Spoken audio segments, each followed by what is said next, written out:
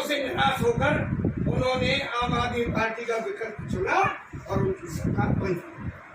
उन्होंने 3 टर्म देखा, अच्छे काम किए, तो उन्होंने इसी विकल्प को देखते हुए पंजाब की जनता ने भी मतलब आम आदमी पार्टी को चुना।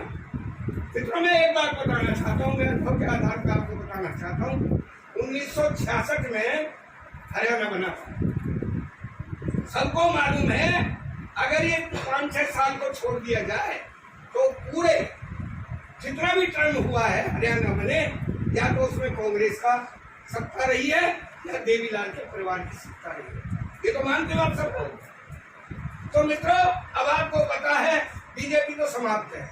इस तरह के इनके कारनामे हैं। 80 की बात करते थे, 40 पे आ गए, दूसरी बात। और अब की स्थिति बिल्कुल खत्म है इस तरह की लोगों के विचारधारा। उधर आप देवीलाल के परिवार की बात करें तो देखो वो भी पूरी तरह छिन्न भिन्न हो चुका है। अगर अब ऐसी स्थिति नहीं है कि वो 2 या 4 सीट प्राप्त कर सके। मैं अपने अनुभव की बात कर रहा हूँ। अब मैं आप बात करूँ कांग्रेस की स्थिति तुमसे छिपी नहीं है। जो स्थिति हो रही है हमारे झारखंड में, कहावत है ना कि गुंडा गांव में गिरेगा, गांव गुंडा की कहावत है ना। अगर वहां में कोई 3-4 डिस्ट्रिक्ट में अगर कहीं गुंडा की कोई बात है तो हाईकमान आगे रहो, और हाईकमान है गुंडा आगे रहो, तो वहां भी स्थिति खराब है।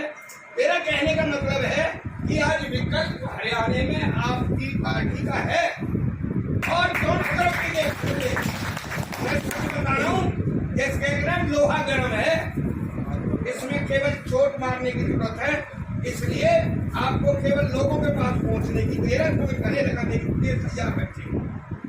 अब मैं बात करूंगा आपसे केवल प्रधान जी से 2-3 बात कहने की, जो मैं ज्यादा समय लेना नहीं चाहता। प्रधान जी, एक तो सबसे पहले जो बड़ी बात है, किसी भी पार्टी का आधार ये होते हैं स्थानीय निकाय और हमारे पंचायती राज। ये आधार होते हैं, हर सरकार के आधार होते हैं। तो आपके बहुत जल्दी चुनाव आ रहे हैं स्थानीय निकाय के, और ये आपके आधार बनेगा, सरकार बनाने का आपका पहला माध्यम बनेगा। तो मैं सबसे पहले प्रार्थना कर रहा हूँ, आपको साहब के बाद बहुत अनुभवी लोग हैं, पहले से ज्यादा आपको सहायता मिलेगी काम करने में। आप उनकी एक कमेटी बनाइए, जैसे विनय जी ने बहुत मेहनत करी है इसमें। विनय जी के नेतृत्व में एक कमेटी बनाइए। आज आम आदमी पार्टी केवल पंजाब में ही एक विकल्प नहीं, मेरा मानना है एक राष्ट्रीय विकल्प, एक नेशनल ऑल्टरनेटिव बन के उभरी है। और आने वाले समय में आम आदमी पार्टी, अरविंद केजरीवाल जी इस देश की कमान संभालें, ऐसी मैं प्रभु से प्रार्थना करता हूँ।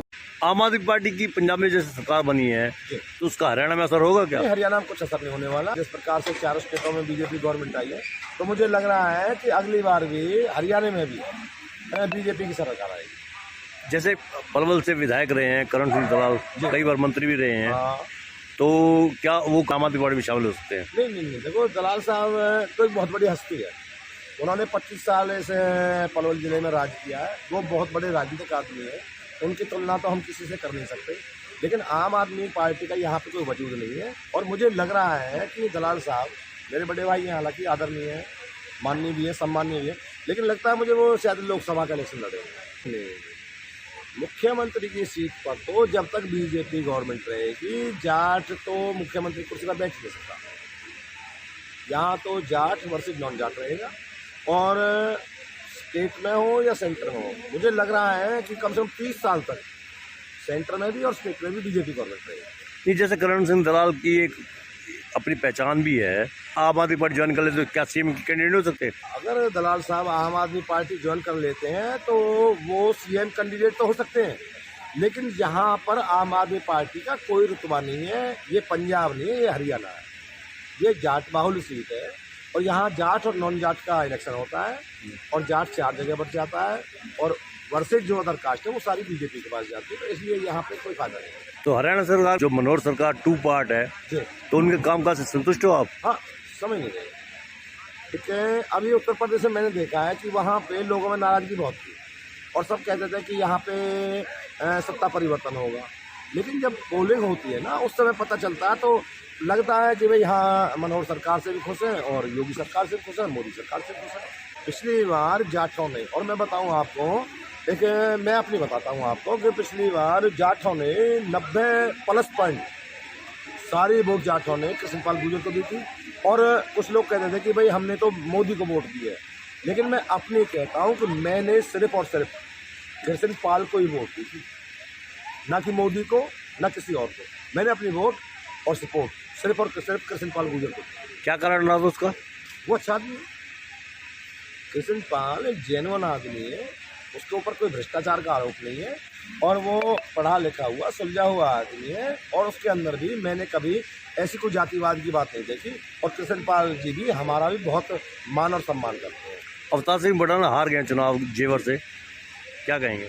अवतार सिंह बढ़ाना तो हार नहीं थे, क्योंकि ये मोदी लहर, और मैं क्या कहूँ, मोदी और क्या है, बीजेपी नहीं, उत्तर प्रदेश के अंदर अब की बार मैं भी वहाँ 20 दिन इलेक्शन में रहा था, वहाँ योगी मीन्स बाबा की लहर थी।